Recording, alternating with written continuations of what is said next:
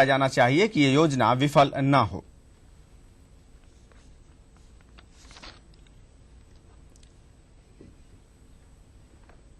कर्नाटक में 224 सीटों के लिए होने वाले विधानसभा चुनाव में भाजपा ने उम्मीदवारों की पहली सूची जारी कर दी है। भाजपा ने पहली सूची में 140 उम्मीदवारों के नाम तय किए हैं, जिनमें 60 नए चेहरे हैं। आपको बता दें कि कर्नाटक में 5 मई को मतदान होना है, जबकि 8 मई को मतगणना होगी।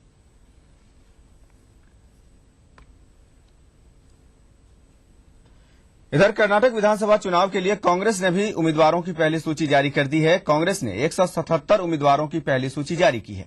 आपको बता दें कि 224 विधानसभा सीटों हेतु 5 मई को कर्नाटक में चुनाव होने हैं।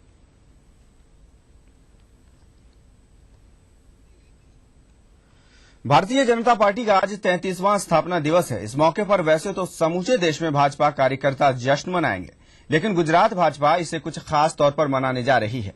पार्टी के 33वें स्थापना दिवस पर गुजरात भाजपा अहमदाबाद के सरदार पटेल स्टेडियम में एक भव्य समारोह का आयोजन करने जा रही है। इस समारोह के मुख्य अतिथि होंगे भाजपा के राष्ट्रीय अध्यक्ष राजनाथ सिंह। इसके साथ ही इस अवसर पर गुजरात के मुख्यमंत्री नरेंद्र मोदी और प्रदेश भाजपा अध्यक्ष आरसी फाल्दू समेत पार्टी के तमाम नेता और कार्यकर्ता मौजूद रहेंगे।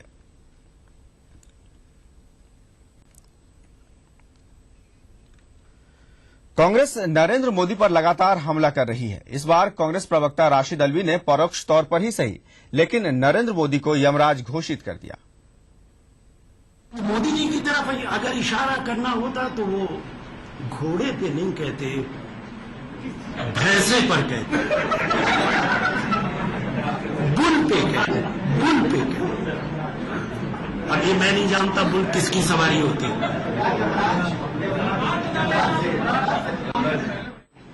देखिए, राहुल जी का मतलब है कि कोई एक आदमी इस देश का भविष्य नहीं बदल सकता। और अगर राहुल जी का इशारा नरेंद्र मोदी जी की तरफ होता, उन्होंने कहा कि घोड़े पर बैठकर, तो वो कोई मसीहा आए और आप समझे कि मसीहा सारे हालात बदल देगा, ऐसा मुमकिन नहीं। हम सबको मिलके ही हालात बदलना होगा। नरेंद्र मोदी जी की तरफ अगर इशारा करना होता तो वो घोड़े पे नहीं कहते, भैंसे पर कहते, बुल पे कहते, बुल पे कहते। और ये मैं नहीं जानता बुल किसकी सवारी होती है। वहीं गुजरात के मुख्यमंत्री नरेंद्र मोदी की तुलना यमराज से करने पर भाजपा ने कांग्रेस पर पलटवार किया है। भाजपा प्रवक्ता शाहनवाज हुसैन ने कहा कि अलवी के बयान का जवाब कांग्रेस को देश की जनता शीघ्र देगी। मर्यादा है उसकी, बड़ी बड़ी ऊंची ऊंची बात कांग्रेस की अध्यक्षा कह रही थी, लेकिन आज कांग्रेस इतना ज्यादा डरी हुई है कि वो वाणी संयम भी खो रही है। और जिस तरह पहले मौत के सौदागर कहा था, उसका जवाब गुजरात की जनता ने दिया। और आज जिस तरह के असंसदीय घोर अपमानित शब्दों का उपयोग राशिद अल्वी साहब ने किया है, भारतीय जनता पार्टी इसकी निंदा करती है। और भारत की जनता वैसा ही जवाब कांग्रेस को देगी जैसा गुजरात की जनता ने कांग्रेस को जवाब दिया था। रुक करेंगे अगली खबर का। पाकिस्तान के साथ संबंधों को और मजबूती प्रदान करने के लिए भारत ने वहां के वरिष्ठ नागरिकों को भारत में प्रवेश के साथ ही वीजा प्रदान करने की योजना को लागू कर दिया है। विदेश मंत्रालय के अधिकारियों ने इसकी जानकारी देते हुए कहा कि 1 अप्रैल से अटारी चेकपोस्ट पर पाकिस्तान के वरिष्ठ नागरिक इस योजना का लाभ ले सकते हैं। गौरतलब है कि ये योजना उदारवादी वीजा समझौते के तहत 15 जनवरी को लागू हो जानी थी, लेकिन सीमा पर 2 भारतीय सैनिकों की नृशंस हत्या के बाद दोनों देशों के संबंधों में आए तनाव के चलते इस योजना पर रोक लग गई थी।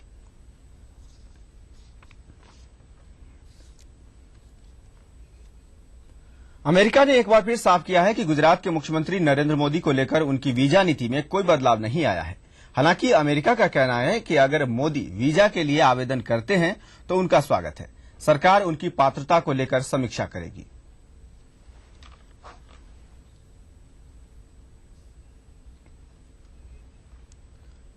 बिजली और पानी की बढ़ी हुई कीमतों के खिलाफ पिछले 14 दिनों से अनशन कर रहे अरविंद केजरीवाल आज शाम 5 बजे अपना अनशन खत्म करेंगे।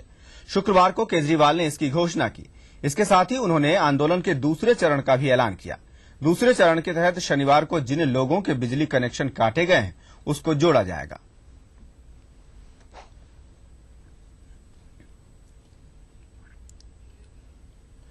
इशरत जहां फर्जी एनकाउंटर मामले के आरोपी गुजरात पुलिस के निलंबित अधिकारी एनके अमीन ने सीबीआई पर प्रताड़ना का आरोप लगाया है। सीबीआई ने अमीन को शुक्रवार को अदालत में पेश किया और 14 दिनों की रिमांड पर भेजे जाने की अपील की, लेकिन अमीन के आरोपों के चलते अदालत ने रिमांड पर अपना फैसला सुरक्षित रख लिया और एनके अमीन की चिकित्सीय जांच के आदेश दिए। अदालत आज सीबीआई की रिमांड याचिका पर अपना फैसला सुनाएगी। आपको बता दें कि सोहराबुद्दीन एनकाउंटर मामले में बॉम्बे हाई कोर्ट ने पिछले महीने एनके अमीन को जमानत दी थी।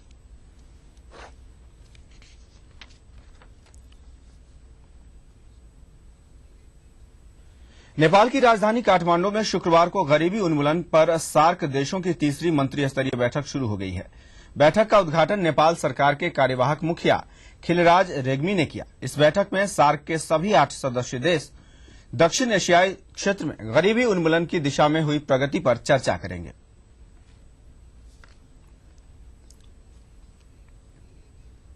रुकते हैं एक छोटे से ब्रेक के लिए, फौरन हाजिर होते हैं।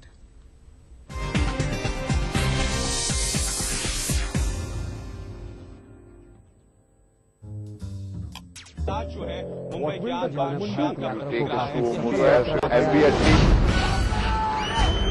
अगर आपको इस न्यूज चैनल पर दिखाई गई किसी खबर या कार्यक्रम से शिकायत है तो न्यूज ब्रॉडकास्टिंग स्टैंडर्ड्स अथॉरिटी को लिखें। ज्यादा जानकारी के लिए www.nbanewdelhi.com पर लॉग ऑन।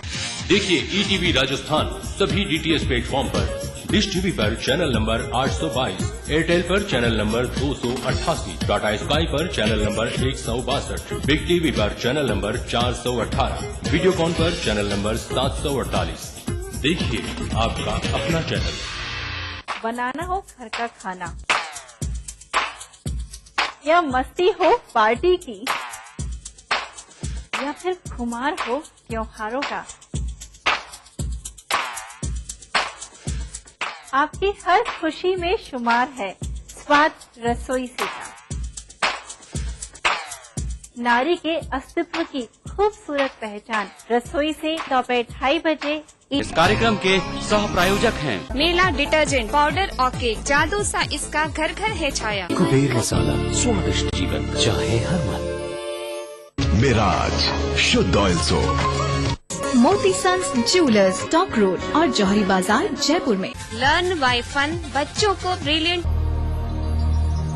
बढ़ रही है जनसंख्या, घट रही है जोत, ऊपर से महंगाई का बोझ, विश्व बाजारों में जारी है प्रतिस्पर्धाओं का दौर, कृषि उत्पादन और आमदनी बढ़ाने की होड़। हम बताते हैं आपको कैसे करें कम लागत में अधिक उत्पादन। उन्नत बीज, नई तकनीक और विविधीकरण से बनाए संपूर्ण, समृद्ध और खुशहाल भारत। अन्नदाता देखिए हर रोज सुबह 6:30 बजे। नमस्कार, सलाम, मैं हूं आयुष्मान खुराना। मैं हूं रोहन सिप्पी। आप देखिए खास बातचीत मेरी रोहन सिप्पी की ऑन द शो नौटंकी साला, ओनली ऑन ईटीवी। नौटंकी साला। मुख्यमंत्री ने लगातार ध्यान रखा मेवाड़ का। डॉक्टर किरोड़ी के रोड मैप में भी उदयपुर है इम्पोर्टेंट स्टॉपेज और अब वसुंधरा की स्वराज यात्रा भी शुरू हुई मेवाड़ से।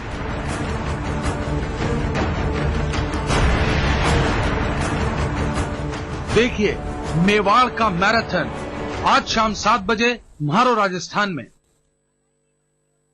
बातों के बार, सवालों के बार और जवाबों की धार आमने सामने। ये जो धारणा बनी हुई है आम आदमी के मन में कि भाई आईटीडीसी का होटल है, ये मिडिल क्लास या अपर मिडिल क्लास की तो पहुंच से बाहर रहेगा और ये सिर्फ एक रिच और एलिट क्लास को केटर करता है। बिल्कुल गलत है, ये भ्रांति है। इनफैक्ट पब्लिक सेक्टर यानी सार्वजनिक उपक्रम का जन्म, उस जन्म का सिद्धांत ये है to counter the roaring prices and act as a anchor of pricing. आमने सामने देखिए रविवार रात 9:30 बजे सिर्फ ईटीवी राजस्थान पर।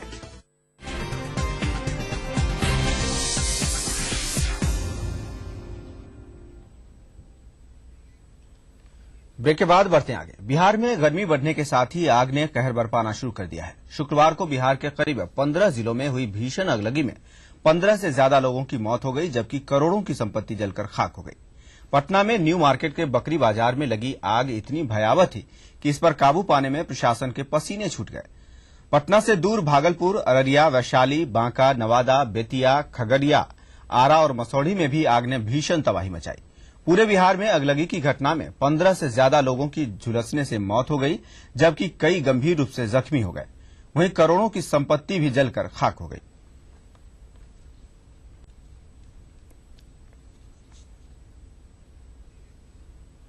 वहीं पटना में शुक्रवार को इन्वेस्टर्स मीट का आयोजन किया गया, जिसका मुख्यमंत्री नीतीश कुमार ने उद्घाटन किया। इसका आयोजन पंजाब, हिमाचल और दिल्ली चैंबर ऑफ कॉमर्स ने किया। इस दौरान निवेशकों को संबोधित करते हुए मुख्यमंत्री ने जहां सूबे में निवेश की काफी संभावनाओं की ओर सबका ध्यान दिलाया, वहीं निवेशकों को उनकी पूंजी की भी सुरक्षा का भरोसा दिलाया। हार्दिक स्वागत करता हूं। में प्राथमिक क्षेत्र की हिस्सेदारी में कमी आई है तथा द्वितीय बिहार के गया में नक्सलियों की एक बड़ी साजिश नाकाम कर दी गई है। यहां संयुक्त रूप से सर्च ऑपरेशन चला रहे पुलिस और सीआरपीएफ ने करीब 100 लैंड माइंस बरामद किए। डुमरिया के बघनामा पहाड़ी के नीचे इन लैंड माइंस को बरामद किया गया। इन्हें जमीन के भीतर दबाकर रखा गया था। जमीन खोदकर निकाले गए इन लैंड माइंस में 1 किलोमीटर तक लंबी कोटेड वायर लगाया गया था।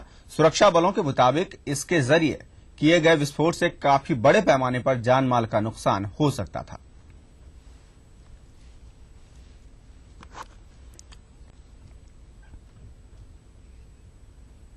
6 और 7 अप्रैल को नक्सली बंद को लेकर गृह मंत्रालय में झारखंड समेत कई नक्सल प्रभावित राज्यों को निर्देश जारी किए गए हैं। गृह मंत्रालय ने झारखंड, छत्तीसगढ़ और पश्चिम बंगाल को निर्देश जारी किया है, जिसमें कहा गया है कि बंदी के दौरान नक्सलियों के निशाने पर सार्वजनिक स्थल और पुलिस मुख्यालय हो सकते हैं। गृह मंत्रालय ने झारखंड के 12 जिलों में खास चौकसी बरतने के निर्देश जारी किए हैं।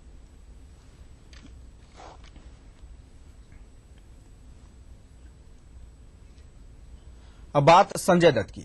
सजा सुनाए जाने के बाद संजय दत्त मध्य प्रदेश के 2 प्रमुख मंदिरों में मां शक्ति स्वरूपा की पूजा अर्चना और अनुष्ठान किया। संजय दत्त ने आज करीला के अशोकनगर पहुंचकर सीता मां के मंदिर में पूजा अर्चना की और मुसीबतों से छुटकारे के लिए मन्नत मांगी। इसके बाद दतिया स्थित मां पीताम्बरा पीठ भी पहुंचे, जहां मां बगलामुखी और मां धूमावती का विशेष पूजा अनुष्ठान किया।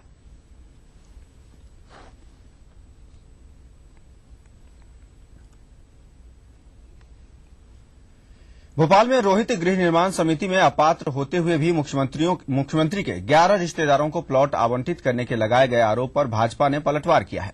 पार्टी के प्रदेश प्रवक्ता विजेंद्र सिंह सिसोदिया ने कहा कि चौहान सरनेम वाला हर व्यक्ति सीएम का रिश्तेदार नहीं हो जाता। सरनेम को लेकर किसी पर आरोप लगाना गलत है। भाजपा प्रवक्ता विजेंद्र सिंह सिसोदिया ने कहा कि चौहान सरनेम वाले लोग कांग्रेस में भी बड़ी तादाद में हैं।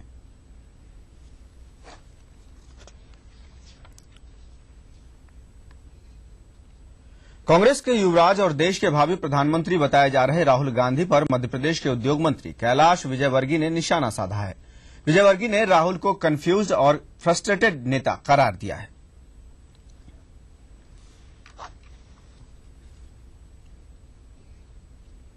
इंदौर लोकायुक्त की टीम ने खंडवा नगर तथा ग्राम निवेश विभाग के सब इंजीनियर और मानचित्रकार को 75,000 रुपए की रिश्वत लेते रंगे हाथों दबोच लिया।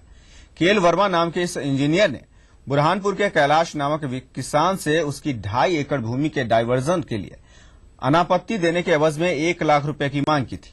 लोकायुक्त की टीम ने योजनाबद्ध तरीके से रिश्वत लेते हुए इंजीनियर को रंगे हाथों पकड़ लिया। साइट संचालक, उप संचालक के द्वारा पदस्थ इंजीनियर को सर्वे करने के लिए दी गई थी। पदस्थ इंजीनियर कड़वालाल वर्मा ने स्पॉट का इंस्पेक्शन कर लिया और अब मानचित्रकार को उस पर रिपोर्ट लगाना था। इस प्रकार इन दोनों की कार्रवाई उसमें किया जाना था। ये दोनों संगमत होकर आपराधिक षड्यंत्र में फरियादी से 1 लाख रुपए रिश्वत की मांग कर रहे थे रिपोर्टिंग करने के एवज में। काफी अनुनय विनय करने पर कल जब बातचीत इनकी हुई रिपोर्ट करने के बाद लोकायुक्त संगठन में प्रक्रिया के अनुसार तो 75,000 रुपए लेना तय किया था और आज लोकायुक्त दल ने 75,000 रुपए लेते हुए। केंद्रीय मंत्री फारूक अब्दुल्ला ने छत्तीसगढ़ में हो रहे विकास कार्यों की जमकर तारीफ करते हुए इसके लिए मुख्यमंत्री डॉक्टर रमन सिंह को बधाई दी। नवीकरणीय ऊर्जा मंत्री फारूक अब्दुल्ला ने नया रायपुर में देश के सबसे बड़े सोलर कैप्टिव पावर प्लांट का लोकार्पण किया। उद्घाटन के बाद पत्रकारों से बातचीत में फारूक अब्दुल्ला ने छत्तीसगढ़ के विकास पर सीएम रमन सिंह की जमकर तारीफ की। अच्छा। छत्तीसगढ़ के मुख्यमंत्री को मुबारक करता हूं कि लोगों में कितनी वो जागृति आ गई है कि हम कहीं पहुंच रहे हैं। देखिए, मैं ये समझता हूं कि छत्तीसगढ़ को एक खुदा की सबसे बड़ी मेहरबानी ये है कि यहाँ पे आपको कोयला भी है, फिर आपने जितनी बिजली आपको जरूरत नहीं उससे ज्यादा पैदा कर रहे हैं और पैदा कर रहे हैं। मैं समझता हूं आप तो सारे जितने नजदीक प्रांत हैं उनको बिजली देंगे आप। वक्त हो गया एक और छोटे से ब्रेक का, जल्द हाजिर होते हैं।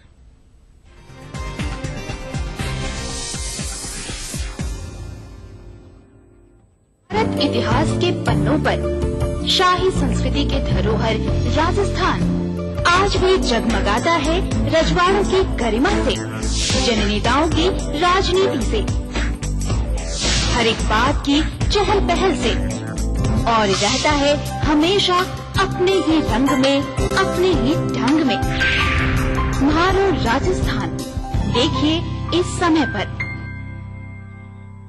इस न्यूज के सह प्रायोजक हैं जागो पार्टी का मिशन 2013 आरक्षण का अंत।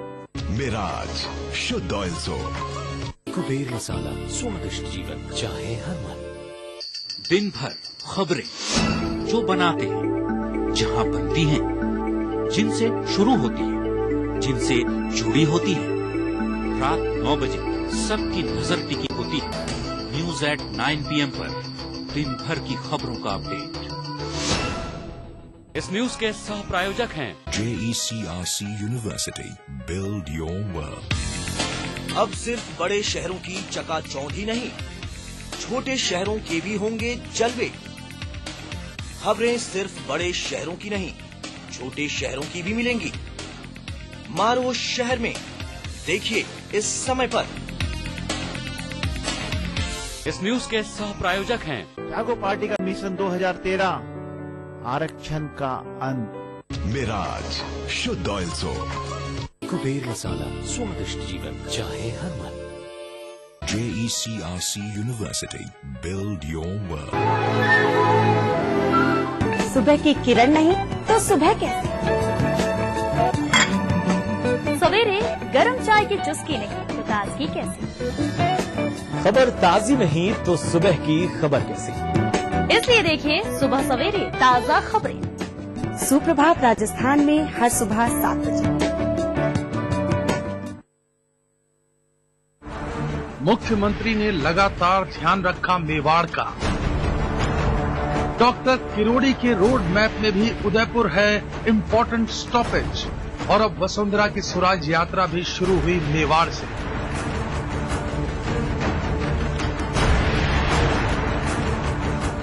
देखिए मेवाड़ का मैराथन आज शाम 7 बजे म्हारो राजस्थान में।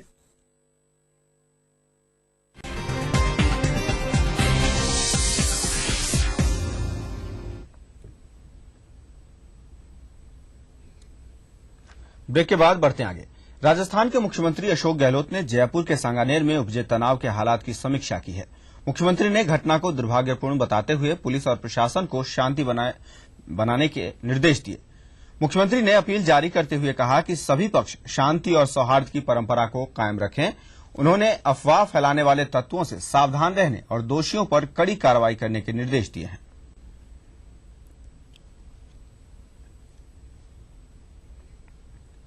सांगानेर में कर्फ्यू के मद्देनजर जयपुर जिला प्रशासन ने आमजन की जरूरी सेवाएं उपलब्ध कराने के लिए कंट्रोल रूम स्थापित किया है। सांगानेर में स्थापित कंट्रोल रूम का फोन नंबर 2733-817 होगा। कलेक्टर टी रविकांत की निगरानी और निर्देशन में चलने वाले कंट्रोल रूम में 24 घंटे अधिकारी तैनात रहेंगे। साथ ही कलेक्टर ने रसद विभाग को आवश्यक खाद्य रसद सामग्री रिजर्व रखने के आदेश दिए हैं।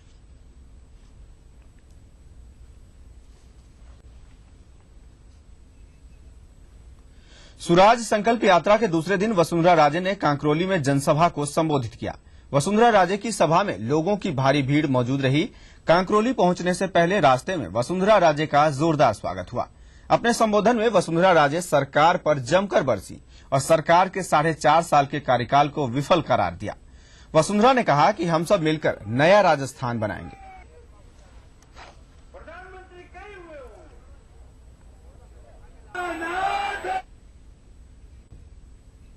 पंचायती राज में राजस्थान का डंका दिल्ली में बजेगा। पंचायती राज दिवस पर राजस्थान को देश भर में दूसरा पुरस्कार मिलेगा। पुरस्कार के तौर पर राजस्थान 1.5 करोड़ की राशि पुरस्कार के तौर पर मिलेगी। पंचायती राज मंत्री महेंद्रजीत सिंह मालवीय इस पुरस्कार को ग्रहण करेंगे।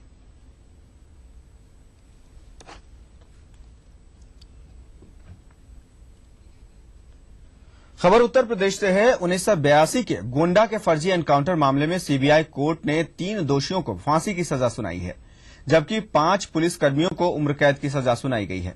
इस फर्जी एनकाउंटर में एक डिप्टी एसपी और 12 लोग मारे गए थे।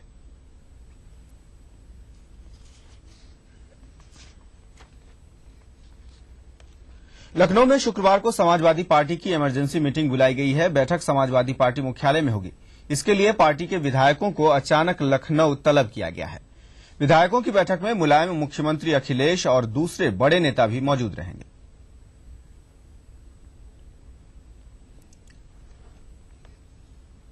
आगामी लोकसभा चुनावों को ध्यान में रखकर सपा ने जातीय समीकरणों को साधना शुरू कर दिया है, जिसके चलते गुहराज निषाद की जयंती पर पहली बार प्रदेश में छुट्टी की घोषणा की गई।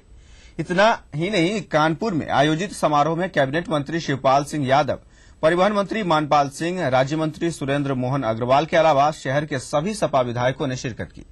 सपा के लोकसभा प्रत्याशी हास्य अभिनेता राजू श्रीवास्तव ने इस मौके पर निषाद समाज के लोगों से खुद को जिताने की अपील की।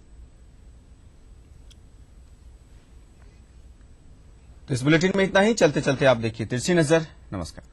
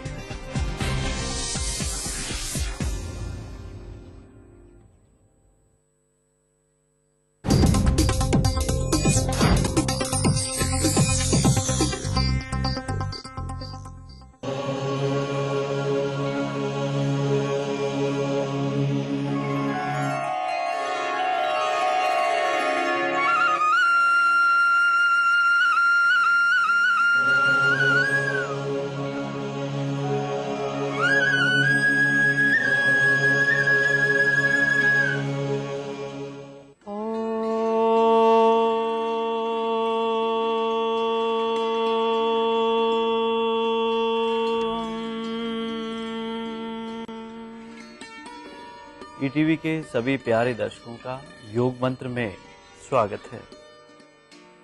मैं योग गुरु डॉक्टर महेंद्र सिंह और मेरे साथ में है मेरी सहयोगी डॉक्टर नेहा।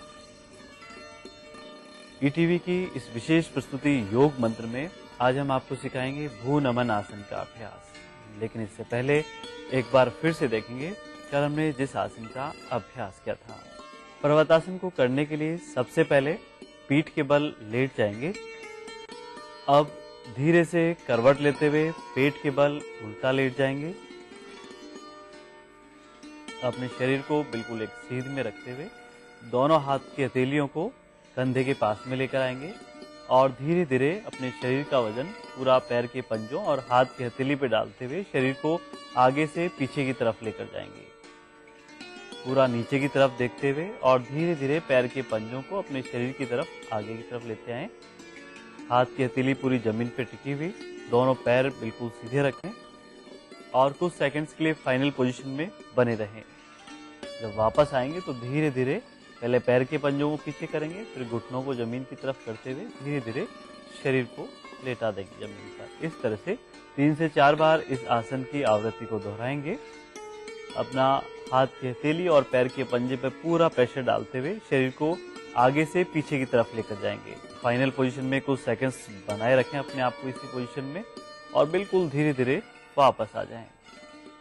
भू नमन आसन को करने के लिए सबसे पहले दोनों पैर सामने से खोल लें, दोनों पैर मिलाकर रखें अर्थात एड़ी और पंजे मिले हुए, दोनों हाथ को थाइस के पास में रखें, रीढ़ की हड्डी को बिल्कुल सीधा रखेंगे। आप धीरे धीरे दोनों हाथों को अपनी दाहिनी तरफ राइट साइड में लेकर जाएंगे और श्वास को पूरा बाहर निकालते हुए धीरे धीरे अपने ललाट को जमीन को छुआने की कोशिश करेंगे। इस तरह से बदल बदल के करेंगे।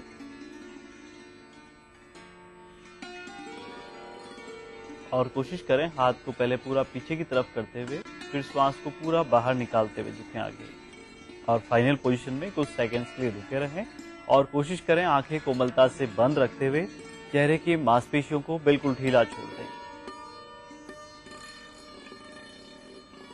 और घुटनों से पैर को ऊपर भी नहीं उठने देंगे और अपनी पूरी एकाग्रता कमर पर रखते हुए अधिकतम कमर से ट्विस्ट करेंगे स्पाइन को। श्वास को बाहर निकालते हुए करते रहें इस तरह से और ध्यान रखें मुंह को बंद रखें और अपने पैरों की स्थिति को नहीं बदलें, पैरों में संतुलन बनाए रखें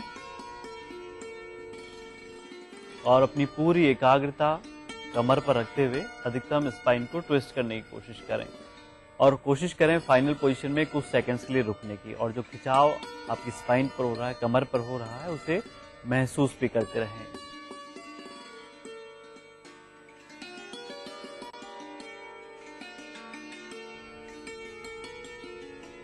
रिलैक्स। बेहद उपयोगी है ये भू नमन आसन का अभ्यास।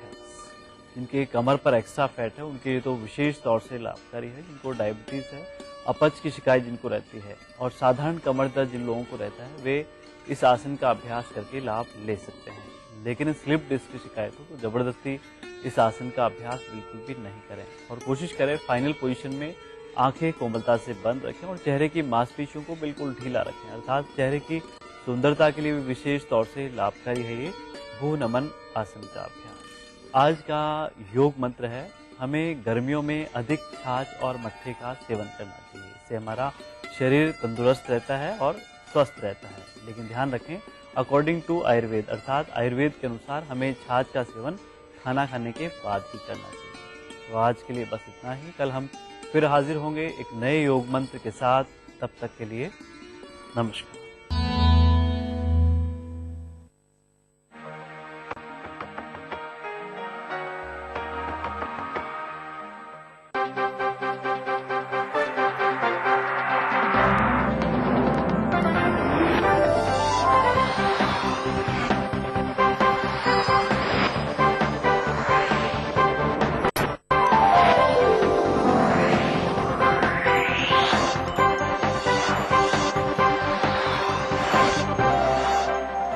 देख रहे हैं ईटीवी राजस्थान।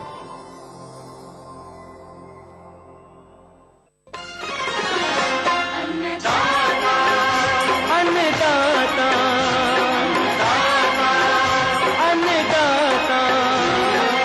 नीति तुम्हारा अन्नदाता, पग पग पर है संग तुम्हारे